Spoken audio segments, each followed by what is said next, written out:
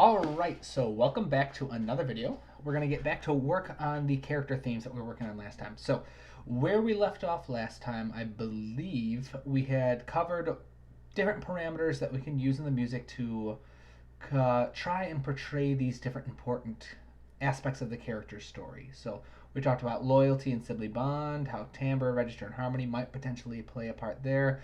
The draconian culture had the biggest influence we found, with a lot of the different parameters being useful. And the need for survival, we kind of had some stuff, but not too much.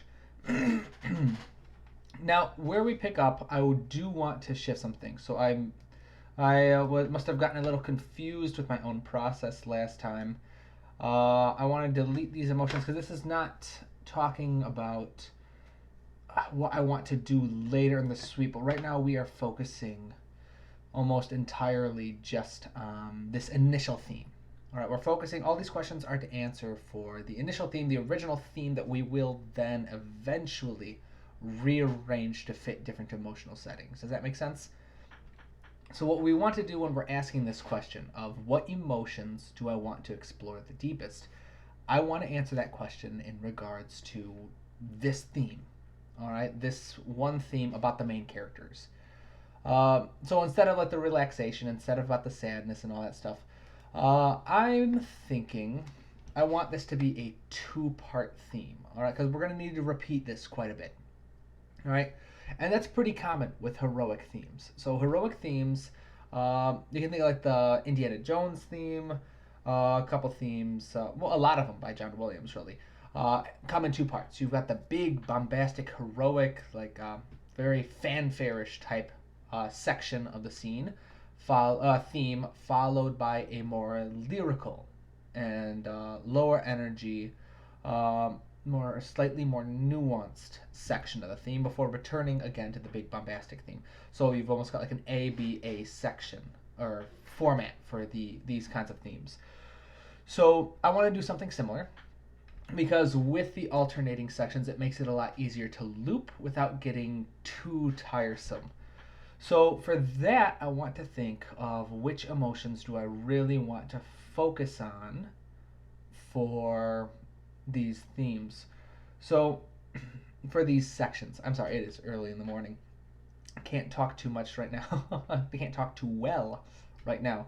But so what emotions do I want to explore the deepest? So let's say section A, we'll say heroic, that's protagonistic. And then section B is going to be more lyrical and nuanced. And then section, we'll do A again.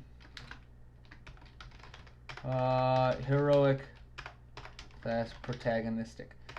So this will be kind of like the form that we're going to be using for this theme. Now we got to find out which ones we're going to address. So it kind of goes without saying, but the draconic culture is going to be more about our sound palette than any particular emotion. So this is going to be something that carries out through the entire piece. All right, so I wouldn't do, say, like a string quartet in section A and then a brass band in section B. No, we'd want to have just one kind of basic instrumentation. We can shift the tone color slightly, but you're still working with the same band. You don't have one band play section A and then hire a completely different ensemble for section B. So the kind of things that we came up for the draconic culture will fit for most of them. So let's kind of say, okay, so I'm kind of liking the idea of, let's focus on sibling bond / loyalty. That's right, because loyalty was super important to these characters. All right, if we remember, let's go back up to the character descriptions. Let's say there was something in here. Ideals for left hand. Ideals somewhere. Where is it? Yes. Loyal to a select few and no other ideals. All right, right here. So I just want to make sure that that was correct. So this is an interesting idea for where we can actually explore this kind of idea. explore this kind of concept for the characters. So focus on sibling and bond and loyalty. So in section B, I'm thinking that's what I'm going to want to focus on. So section A, even though we haven't really talked about it much, it's kind of goes without saying that lots of D&D characters are all about adventure. All right, they're all about the adventure party, the mercenaries, or whatever the group happens to be playing as. They're going to be going out and doing stuff together. All right, so let's make this more bombastic, more high energy. All right, and again, I'm just switching the font here because I find that very helpful for me, at least visually. So now let's start focusing. We focused on how we could use the 9 parameters to explore these main aspects of the characters. Let's see what we can do to explore these main aspects of these concepts, of these emotions, which they're not really emotions, but we'll call them. So let's focus first on adventure. All right, so for adventure, let's see, tempo. Let's say moderate to fast-paced. Let's say tempo, texture. Let's see, what had we come up with? For the drawing language, we talked about melody, baseline, so that's going to be very important. But I'm going to put the melody in parentheses, all right? We're going to want, you know what, not in parentheses, but I'm going to put the word fragmented in parentheses, because I don't see these characters as having a particularly lyrical kind of melodic theme. All right, based off what we've discussed as their backgrounds of their culture and where they're coming from, it makes a lot more sense to me, at least, for them to have a very rhythmically driven theme, something a little more typical to, say, like a Hans Zimmer kind of approach rather than a John Williams approach, where a rhythmic drive and like a particular tone color or instrument paired with a particular rhythm is probably going to be what would serve these characters best. So I'll put that there. Baseline, which of course, rhythmic ostinati arpeggios. So we could add some arpeggios for a bit of harmony there. But we'll get a bit more into that with the harmony. So we've done tempo, texture. Let's see timbre. What kind of timbre we're gonna do? So I do want to focus on drums. On drums, we can do flutes. Again, we've talked about this before, about how drums and flutes are some of the oldest instruments known in most civilizations. So focus on drums, flutes, and maybe some plucked strings. I actually sampled a broken dulcimer for this, and I'm excited to get to working with that. I'm thinking, I sampled the dulcimer and then I dropped it a couple pitches to make it sound lower, so hopefully we can use that like for a bass type function. Let's see, was there anything else that we came up earlier? Timbre, drums, flutes, sampling some lizards. That's right. So let's say metallic percussion and maybe some sampled lizards. All right, because singing is obviously one of the oldest and first recognized forms of music in almost every civilization, singing and vocalizing. So it'd be really interesting to see if there is a way we can find out how to add some samples into all of this of lizards vocalizing or singing. That would be, it's worth a try. All right, so tempo, texture, timbre. Let's try pitch. All right, so pitch, this is like your melody. So we said need for survival. Let's see. So we said here pitch, basically modal and pentatonic in nature. That checks. So let's say modal and pentatonic in nature. All right, sorry, is my alarm going off? No, I thought it was going off.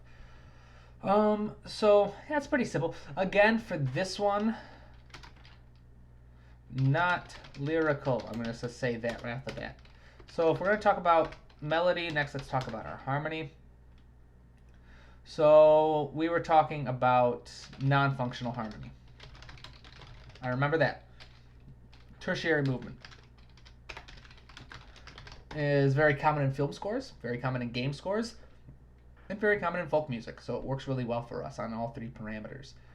Let's see here. Was there anything else? Non-functional, tertiary, and modal. Implied. Ah, yes. Implied. All right, so what I mean by implied, I mean instead of having traditional sustained harmonies, I kind of almost want to have a couple counter melodies, like just a regular melody, then maybe one other counter melody in addition to the bass line, and those three remain very independent of each other. Right, their focus is on being their own unique melodies, their own unique voices, and they don't necessarily need to line up for specific chords, but the way they interact with each other kind of implies the existence of some chords. It's a little hard to explain right now, like just kind of off the top of my head, but I'll be able to show you down the line as we're writing. So implied said basically, yeah. Actually, right up here, not too many sustained chords, mostly a melodic voice, a bass line, and maybe a counter melody. I like that. And actually, I like the way I was formatting it earlier as well. Let's switch these to bullet points. All right. So basically, this is kind of the approach I take to every piece I write. It can be different. Most of the time, I like to work with more programmatic music, stuff that follows more of a strict story. But and I'm not really doing that now. I'm focusing more on a character-based music. But anytime I do this, I focus on these 9 parameters heavily, and I'll go through them many times. So up here, we went through the 9 parameters and how they can be used to tell the story from a character standpoint. We're going through these 9 parameters now to see how they can tell the story from an emotional standpoint. And once I've got this, it really helps because while I'm doing this, it forces me to address how this music is going to serve its purpose, how this music is going to serve the need that I have for it, whether that's a story need, a character need, a world building need, whatever it is. It makes me focus on just how it can do that. Because it's not enough to just say I have all these tools at my disposal, but I need to know how I'm going to use them. How am I going to use the tempo? How am I going to use the texture, timbre, pitch, harmony, articulations, all of that stuff. And once we have all of this, you'll see how it really helps streamline the planning process down the line. All right, so we had harmony. Let's do articulation next. First of all, was there anything that we saw up here that we could borrow from? Articulation, nice mixture of staccato and legato. I am actually going to go with that. Nice mix of both staccato and legato. All right, so basically, a nice mix of short attacking notes and long lyric and flowing notes. All right. When you have a mix of them, which is very common in folk music, it can hopefully give us some of that homemade cultural kind of feel to this music, less prim and proper, less conservatory type approach. A way to give a bit more personality to the music. So let's see, we've done tempo, texture, timbre, pitch, harmony, articulation. That's 6. Let's go up to rhythm next. Rhythm's going to be very important. So we're going for adventure. Yes. So syncopation is going to be very important. We're going to want rhythmically active. So short subdivisions of the beat. Let's say dotted notes and triplets.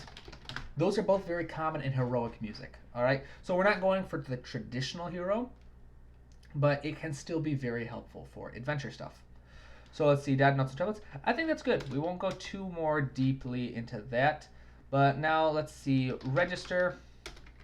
For the adventure, let's actually say, yeah. Let's go registers. Melodic voices. All right, so for the adventures, we want to be nice and high energy, and one way you can do that is by having voices in each of the high, mid, and low registers. Right, the more registers we have, the wider the energy is. So we kind of want to save that for, we don't want to use the most registers until our climax. which I'm not actually sure if we'll have a climax for this because it needs to loop. But so yeah, we'll cover multiple registers across the melodic voices. At least more registers than section B. All right, because section B in our case is probably going to come down in the energy a little bit. So being able to go from many registers to fewer registers is one effective way to try and bring the energy down a bit. So let's see, powering through rhythm, register. We've done articulation, harmony, pitch, timbre, texture, tempo. Let's see, that's 6, 7, 8. So what's the last one I'm missing? So we got the 3 T's, we got the 2 R's, we got pitch, harmony, articulation, and dynamics. All right, dynamics is the 9th. So with the dynamics, yeah, I'd say on the louder side, but with some give and take. All right, so we don't want it to be maxed out the entire time. We want it to be a bit more fluid, but oh yeah, I think on the louder side, yep, it was dynamics. I just want to double check. Every once in a while, I get in my own head, doubting my things I've learned. So here, where were we? Ah, yeah. All right. We want it to have a little bit of give and take. We want a little bit of flow. We don't want everything maxed out all the time because otherwise it's going to lose some of that effect. But we do want it to be on the louder side because this is adventure music. We want that higher energy. All right. So now we've covered the adventure and how the parameters can help with that. Let's talk about sibling bond and loyalty. All right. So this is going to be very different. This is going to be our contrasting section. And it's very important to have contrast within your music, because that's what helps it keep it interesting. So we will have section A focusing on the adventure and the bridal, basically their place in the D&D party, all right? Whereas section B is going to be more about these characters' place with each other, all right? Their role with being the last of their clan, of their need to preserve the stories of their ancestors, of their need to take care of each other because they were both banished, all right? Don't know the story behind why they were banished, but we do know that they are very much in survival mode right now, and that they trust very few people other than themselves. All right, so this is going to be very important for the characters. And so let's set it up again. Texture, tempo, timbre, rhythm, register, pitch, harmony, articulation, dynamics. All right, let's see. 3 T's, 2 R's, that's 5, and then pitch, harmony. Yep, okay, so that's all 9. Let's see. So now we want to find out how can these 9 parameters be useful to help us tell this story, which we've done a bunch of times by now. So you should have a pretty good handle on it by now. But one more thing that we want to think of is how can we contrast it from the other section. So section A is all about adventure. Section B is a bit more on the low side. It's more about the ideals, the internal rather than the external. So how can we contrast this a little bit? Let's start with the texture. So I want to come down in energy for this. So I'm going to say mostly melody, more lyrical. So if we're going to use a lyrical melody, this is where I would want to put it. All right. Bass line, rhythmic, ostinati / arpeggios. Probably won't be using arpeggios, but I want the option. We'll say less prominent than in section A. All right, because we do want the rhythmic material there. It is important to these characters via their culture and the sound palette that we're going to create for them. But we don't want it to be as like heart pumping, blood rushing kind of let's go into battle kind of music as the adventure music should be. So we've got that tempo. We can actually say it's going to slow down slightly, if at all. All right, we'll see. Because I don't like messing with the tempo too much in... Well, no, that's a lie. I love messing with the tempo. But I don't know if it'll work for this. All right, I don't want... If we're going to be shifting a lot of stuff, the tempo might not be as effective as just simply shifting the subdivisions of the beat. So if, say, we're using lots of 16th notes or eighth note triplets in the adventure theme or section A of the theme, it might just be more effective for us to keep the original tempo in section B and then just switch to half notes or regular quarter notes, stuff like that, which will make it sound like it slows down, but without having to mess with any of the difficulties that come with shifting your tempo in a DAW. So timbre is next. Definitely more lyrical in nature. So we're thinking flutes, more prominent. Maybe introduce a new stringed instrument, or any melodic voice, really. So yeah, the vibe I'm getting from this, at least from these initial things, I do want this particular part of the theme to be more lyrical. All right, and so with that, we're gonna need a lyrical voice. The dulcimer that I sampled for this will probably work as a bass line instrument. It's something to have the foundations, but I don't know how it would. You know what? Maybe. Okay, so now I'm trying to second guess myself, as I always do. But maybe the dulcimer could be working. So I'll just leave that. It's something we can play with. We'll see. There's no need to decide which instruments right now. We want to, and that's a good point. We're not trying to get overly specific. Notice how, like when I talked about rhythm earlier, I said syncopation, rhythmically active, dotted notes and triplets. I didn't specify, oh, we're going to use 16th notes and we're going to use 7/8 time. And I didn't say exactly what tempo. I basically just want a broad idea here. Don't want to get too specific because we're not trying to lock ourselves in place. We're just trying to create more of a guideline or a scaffolding for us. So yeah, I won't get too specific on which instruments, but that'll work for us. Okay, I just thought of something. So we have flutes written, and flutes are super important. But do lizards have lips? I mean, it sounds like a weird question to ask, but this is important. If lizard folk do not canonically have lips, then they couldn't really develop flutes, could they? All right, well, we're going to have to Google this. All right, let's see. Actually, D&D, instrument, music. Well, yeah, we'll look up instruments, because if we look up music, we're going to get a whole lot of music. Let's see here. Written by people. Let's see. Diet, combat, society, technology, activities, culture. Let's see here. All the ads, please forgive these ads. I can't turn them off. Notable lizard uses, relations, homeland, language, culture. You know what? Let's see culture. All right. Okay. Well.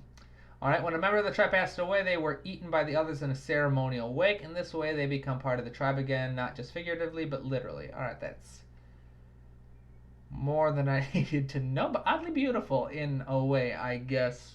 But okay. Their folks spoke Draconic, and smarter individuals sometimes learned bits of common depending on where they lived. Okay. Religion. Okay. So not seeing so much. Most lizard folk worshipped Semuanya, who focused solely on the survival and propagation of the lizard folk species. This religion was maintained by clerics who served as tribal shamans. They bestowed Semuanya's blessings on the lizard folk people whenever required. Although they had no shrines or temples, not even regular ceremonies, lizard folk were very proud of their religious traditions and their deity.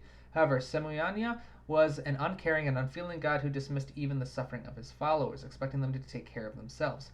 Thanks to Semuanya's close links to nature, and because lizard folk were naturally close to the land, ready to take what it gave them, many lizard folk had no problem shifting to worshipping nature itself.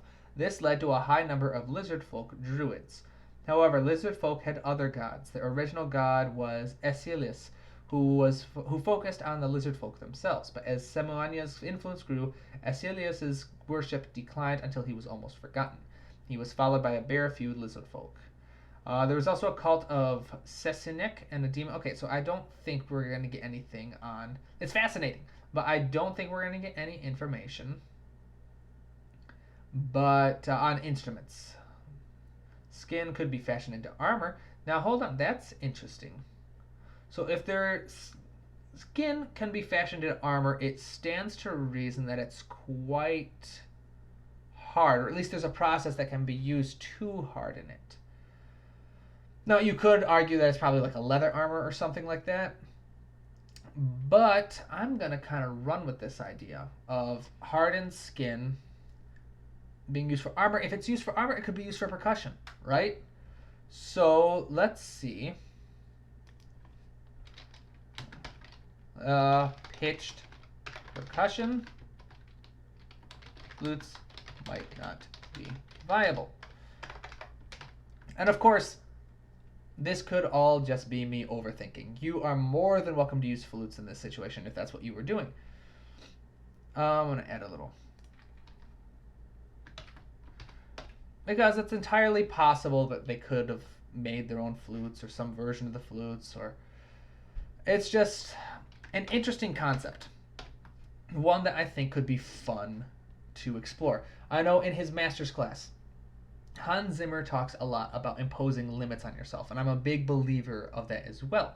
I've mentioned a couple times my background in psych and teaching the psychology of creativity when I was in grad school, but a big proponent of that is placing limitations on yourself, because one of the best ways to kind of help creativity flow is to give it a problem that it needs to navigate and parameters within which it needs to navigate.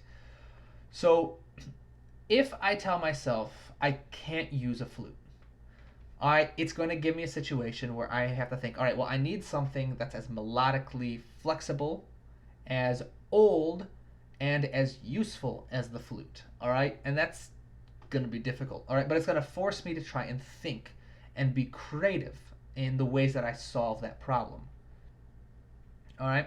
Does that make sense? So if I were to just say I need a lyrical instrument, then I could pick one of any. There's flutes, there's violins, there's horns, celeste, there's clarinet, oboe, all these great instruments. But if I suddenly say I need a lyrical instrument that doesn't require lips to play and is understandably ancient, well, then suddenly things get much more difficult, and it's exciting. Where could that go? Maybe I work with a xylophone. Maybe I have to invent my own instrument. That'd be kind of cool. Find something that when I hit it makes a nice noise. Ooh, sorry, what's going on? Oh, my computer just acting up. But yeah, so interesting to consider. All right, so I want to look up if lizard folk have lips, but I'm worried what might pop up with that. All right. Oh, looks like my external hard drive is connecting and reconnecting. That sucks. Ah, all right. Yep. There we go. Sorry about that. But let's move on here. All right. So let's see. Rhythm. Okay, so rhythm for the bond and loyalty, we're still gonna want odd time. All right, because we talked about the impact of odd time on folk music and the inspiration that we have for that for the Draconian culture, especially in some Slavic cultures. Odd meter is very common. So one of my favorite odd meters to work with is 7/8, and that reminds me, look, going up there, irregular accents are also very common. However, slower subdivisions of the beat. So basically, instead of using super short ones like 16th notes and 8th notes, let's try bumping that up to quarter notes, half notes, stuff like that. That way, we don't have to mess with the tempo. It becomes a little more straightforward, and it still sounds like it's slowing down. All right, register. Fewer than the section A theme. All right. Pitch. Let's see, still pentatonic. / modal. So I don't know if I'll actually stick to pentatonic scales, but I do think that focusing on some modal stuff will work pretty helpful. I'm thinking right at the bat, Phrygian. Sounds like it'd be fun. A Phrygian is kind of known for having an exotic, otherworldly kind of sound. That being said, Mixolydian could be fun, having more of a Celtic spin on the music. We could try Dorian. Could have a bit more of a whimsical, but I don't know if I want this to be a minor key. We'll see. There's no reason to decide on it right now. We could even just say tetrachords. All right, so a tetrachord isn't really a chord. It's similar to a chord, but it's basically just a selection of about 3 notes, and then you combine different tetrachords. So let's say we go with the idea I had last time of focusing on an E chord and a G chord. Don't know minor or major yet, but we'd figure that out. And then we'd say, all right, so these are the notes in an E chord. Let's say we go with E minor. So that's E, G, and B. All right, so let's say E, G, B. And then let's say we go with a G chord, and that's G, B, and D. All right, so actually, to make things interesting, let's say we do an E major and a B minor. All right, so now we have a bit. I did that just because now we have some more notes that can better understand it. So to build a tetrachord, or my own original tetrachord, I don't know if this is my own original tetrachord or not, but we would go, the scale would be E. Let's say we'll go with this because I can't see too well on this screen. It's a bit fuzzy. So let's say we go with E, G, G sharp. Then we've got B, B flat, B, and D. So there we have it. That would be a tetrachord. This would be our scale that we would work with. Don't know how pretty that would sound. It does not look like it would be, but it would give us something. Just, it's an idea. It's an idea. All right. And that's all we need right now are ideas. So harmony, again, implied, non-functioning, maybe focus on CRs. All right, so their focus on eggs that were mentioned by Declan, I don't actually know if that's an adventure kind of thing, because we saw that eggs were, like when we first looked at it, I believe we saw that eggs are valued by lizard folk in general. So that could be an adventure kind of thing. However, if there's a deeper meaning behind it, maybe because they were banished and they're last of their tribe, maybe they're obsessed with eggs because they want to collect enough eggs to start and like restart a non-related, like a non-by-blood tribe or whatever. I don't know. But it'll be interesting to see if that would make more sense for the adventure theme or the sibling bond or loyalty theme. I'm thinking we'll focus on the adventure. That way that would free us up in this one to focus on a different CR. Something, or CRs, remember, are chord relationships. I have a video about that. You can look that up. But basically how different chords, when used together, have been used so frequently in film music and other pieces of music that we as a Western culture have come to associate them with certain emotions. So there might be one that could be useful for just kind of sibling bond here. So harmony, implied, non-functioning, maybe focus on CRs. Let's see, was there anything else from up here that we could use from the Draconic culture? Not too many cisterns. No, that's pretty much it. Don't want to use too many implied chords, or sustained chords. But if we were to use sustained chords, this is nope. I'm gonna draw a line. No sustained chords, not yet, because if we use them in the primary theme, then because I do plan on using them for the emotionally sad theme. All right, and if we use them here, it'll make them less special there. All right, so just stick to my own rules. No sustained chords in this primary theme. All right, who knows? Maybe I'll contradict that. Maybe I'll find something and just say that's awesome. I'm using it, but for now, let's just focus on this. All right, so articulation. Yes, much more legato. All right, a lot more lyrical in this one. And dynamics, softer than section A. All right, so there we go. We've got basically the emotional parameters figured out for this. Let's see, so then it would basically be on to step 2, which is figure out how the thematic material is needed to tell the story. We actually just did this, all right? Yep, unless I'm making a mistake in reading my own process, which I don't think I am this time around. Yeah, we just did this, so let's... Yep, no, I used the wrong shortcut. All right, how do I do this? I thought I had it memorized. Strike through. It's Alt-Shift-5, not Control-Alt-5. All right, so there we go. We'll strike through that. We might come back to it, but we just did that. So now let's figure out the climax. All right, how are we doing on time here? Oh yeah, this is fine. All right, so using what we decided in previous step, plan the climax looks like. All right, so first of all, let's explain the purpose of this step. All right, and why I have it here. So typically, when I'm writing a piece of music, I like to figure out what the climax is going to look like, and I like to figure out which parameters of my music are going to be used for the climax. All right, so say I was going through these parameters and I decided rhythm, register, harmony, dynamics, and texture are going to be the most important. And at the climax, the rhythm is going to be the fastest. The register is going to have the most registers seen anywhere else in the music, scanned across 5 octaves. Harmony has these massive chords. Dynamics, it's super loud, and texture, we've got every layer we could possibly come up with. We got melody, bass line, rhythmic, counter melodies. We got sustained harmonies. We got all these things going on.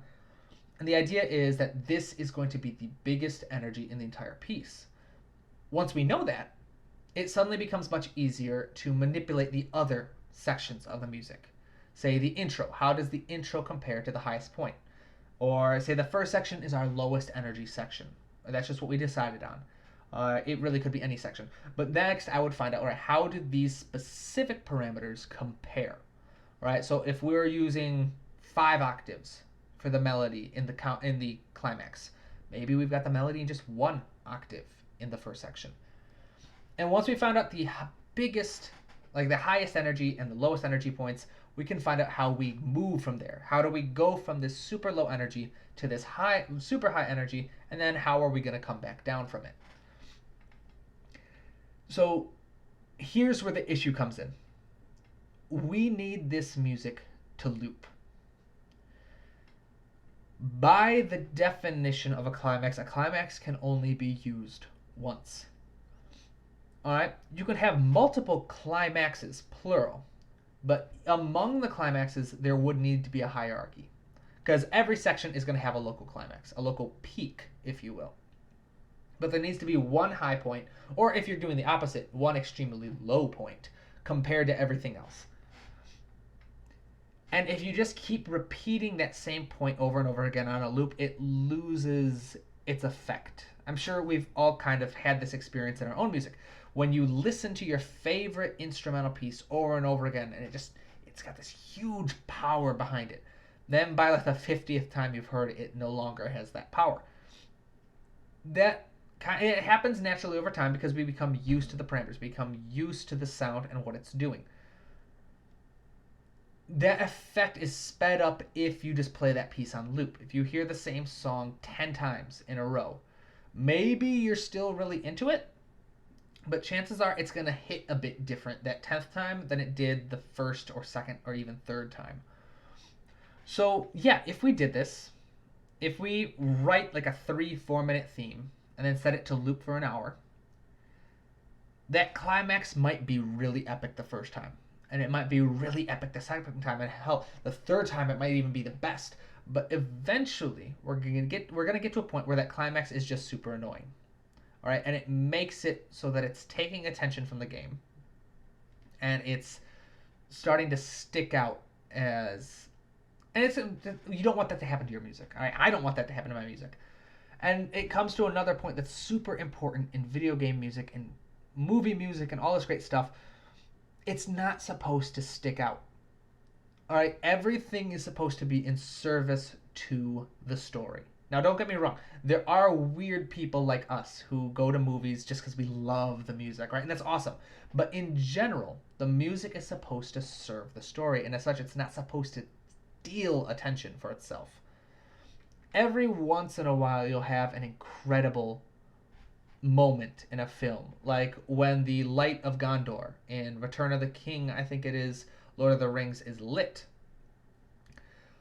There's this huge moment where it's just the music. All right, the cameras are panning through the mountains, are watching as each torch is lit, and the call for help is being sent across all of Middle Earth, and that is a moment where the music can really take the center stage. It can take the foreground At the moment where the music does take the foreground, it's incredible. But that's not kind of what we're going for here. Most of the time, the music needs to serve under dialogue. It needs to serve under plot. It needs to be in the background. In other words, it needs to help support things. And so back to the topic here, if we have a big bombastic climax going on over and over and over again, it's not going to really help us. All right. So really, I don't think we need a traditional climax here or want a traditional climax. Music needs to loop. Instead, I'm thinking we should focus on repeating these sections a few times, each with significantly different tone colors. This is a very common strategy in video game music. You can see a good example of it in the Witcher soundtrack. I believe it's Einside, the spelled like A-E-I-N side. I'm terrible. I don't know how it's pronounced. I don't know how it's said. I'll add a link to it in the description of this video.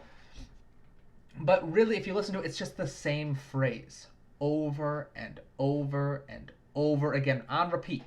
But what makes it useful, what makes it keep it fresh, is the melodic voice shifts every time the phrase repeats.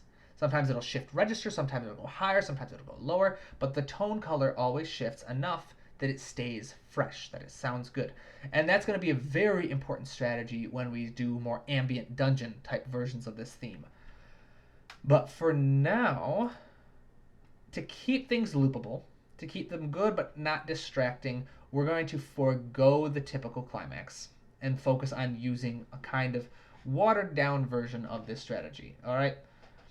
So we'll focus on that. Let's see. Step 4 would next be using the story and climax plan. Sketch out the general sections in the story. What material will be used? Why? Story. All right. So this is basically where we would start planning out the larger picture form. All right. Let's see what material will be used. We've kind of already done this. All right. So this again, this first bullet point is about a story perspective. For each section of the primary role, presenting, progressing, transitioning. So this is, okay, so this is part of my system for writing a longer length piece and definitely not something that's supposed to loop. So instead, we're going to cross out these. We're just going to make some general notes, all right? Oops. Get rid of that and say so. Section, so we're going to go A, B, A, followed by A, B, A. All right? Section A follows the adventure theme. Section B follows the loyalty theme. In the repeat, we shift tone colors. All right? So that's basically our structure here. All right, we're going to have section A, or like theme A, theme B, theme A. Then we're going to repeat the whole thing, but this time we're going to shift the tone colors so that that full form of A, B, A, B, A can then be looped. All right, and by shifting the tone colors, it gives them more progress, and it won't become as old as quickly. All right, so basically if we take a 2-minute song, or like 1.5-minute theme, and we double it to be 3 minutes long, but we shifted the tone colors and the instruments used when it was repeated, then it doesn't sound like it was just copy and pasted. All right, it sounds a bit more developed. It sounds like a 3-minute piece instead of a 1.5-minute piece that just got doubled. And when we repeat that again, because we're shifting tone colors once again at this end, at the start of the new repeat, at the loop, it has a bit more longevity because we have those continuously shifting tone colors. It would be a lot less like it would how do I put this?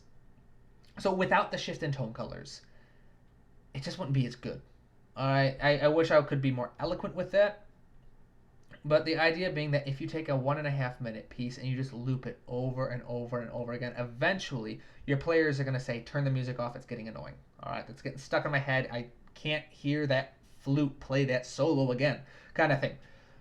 But if you flip it and it's so the melody is played by flute, then it's played by, say, violin in this example, and then let's say celeste and harp, and then back to the flute.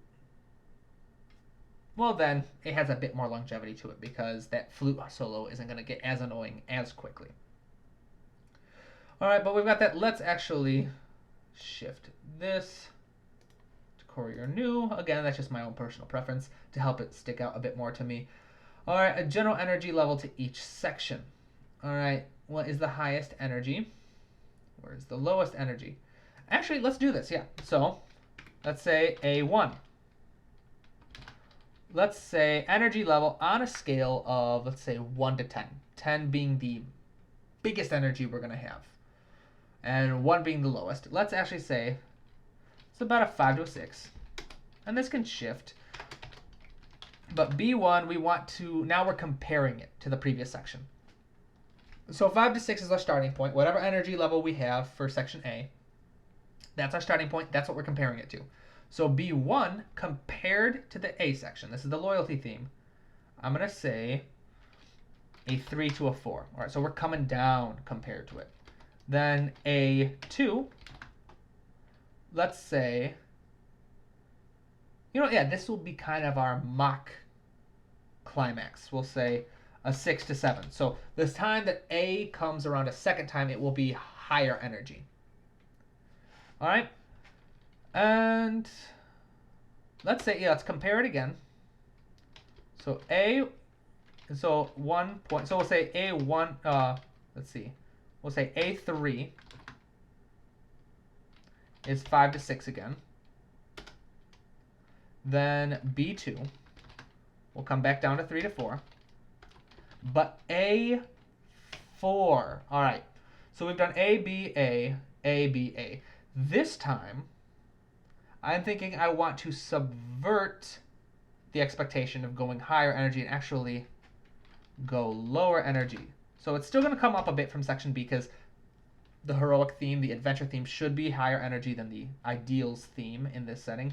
But I want to be lower than the initial setting. The reason why is this is technically the end of the theme. I want the energy to be coming back down. But because it needs to be looped, it can't come down completely.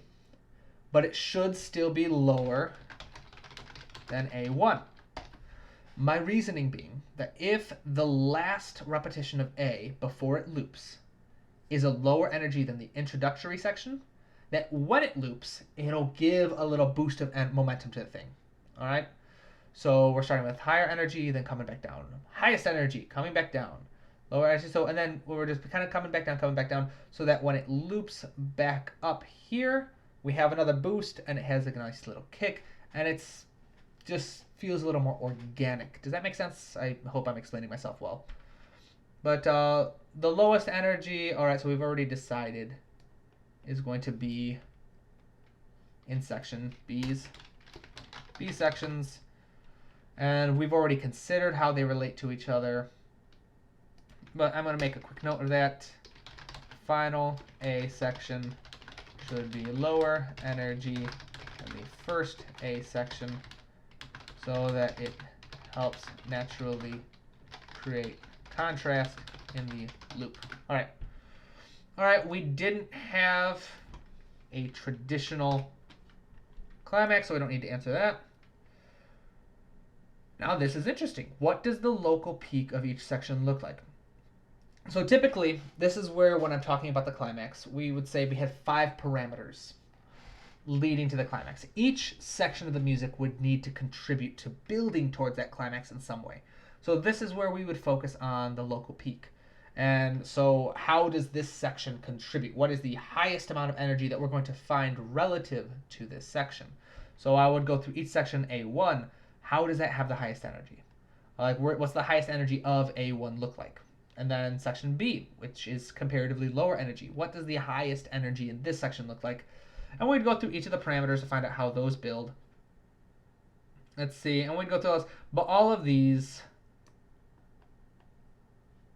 basically, yeah, would be used to determine how we built as a climax. And, I'm trying to think. Should we go through this?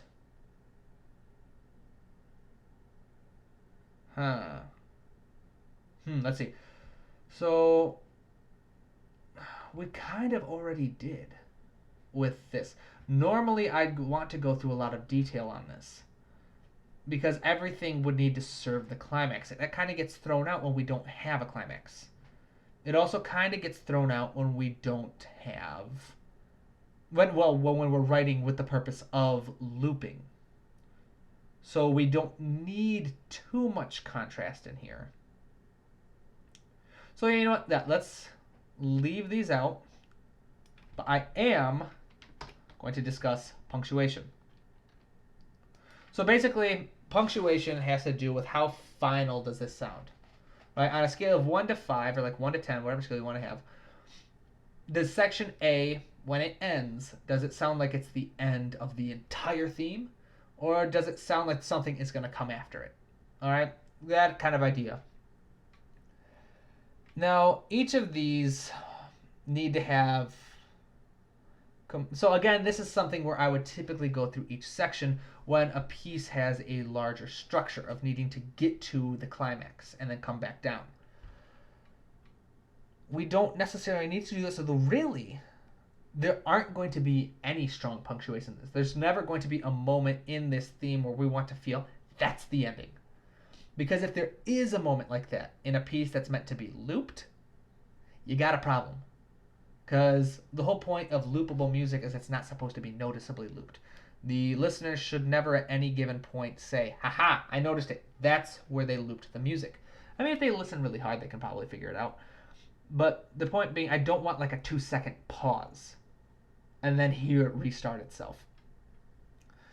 So let's just say I'll only use weak punctuation. We need this to loop. And I've talked a bit about punctuation in some of my other videos. Oops, wrong one. I wanted to, that was muscle memory. Wanted to switch to that. So I won't go into too much detail now just because we are running out of time. But, yeah. Okay, so I've talked about punctuation. It's basically question and answers in music. All of these are at their core going to be questions.